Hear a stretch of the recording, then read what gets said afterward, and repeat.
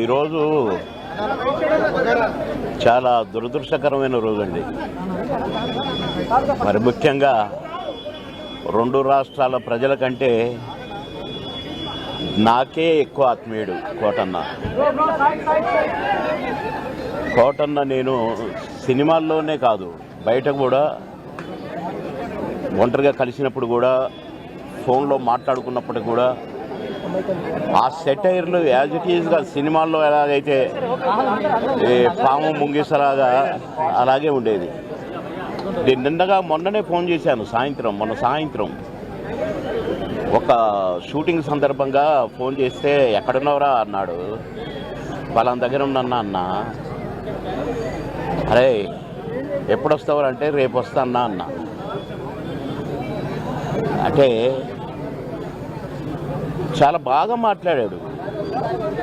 మామూలు జోక్ సార్లేవో ఇవన్నీ ఉంటాయి కదా మాయి.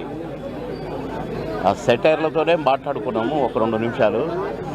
నాకు షార్ట్ రెడీ అన్నా, నేను సాయంత్రం మాట్లాడతా మళ్ళీ అని సాయంత్రం చేస్తే పడుకున్నారు.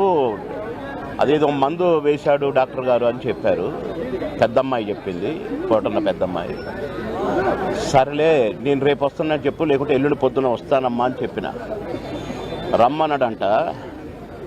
కానీ నేను వచ్చేసరికి ఆయన లేడండి. కోటన్న వెళ్ళిపోయాడు.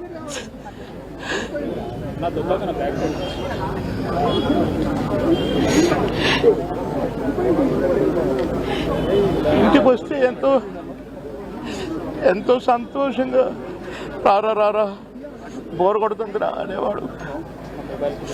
ఇప్పుడేమో హాయిగా పడుకున్నాడు.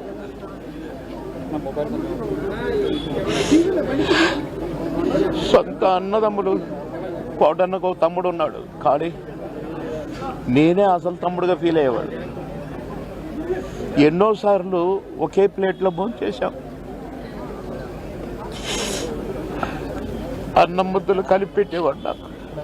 తినబాయ్ టైం తక్కువ ఉందిరా అని అనేవాడు.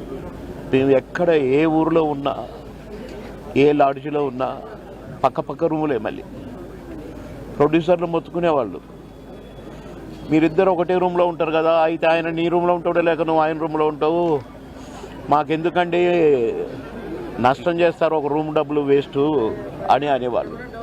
అదే ఇదే అని చెప్పేవాళ్ళం. అట్లా ఎన్నో సందర్భాలు.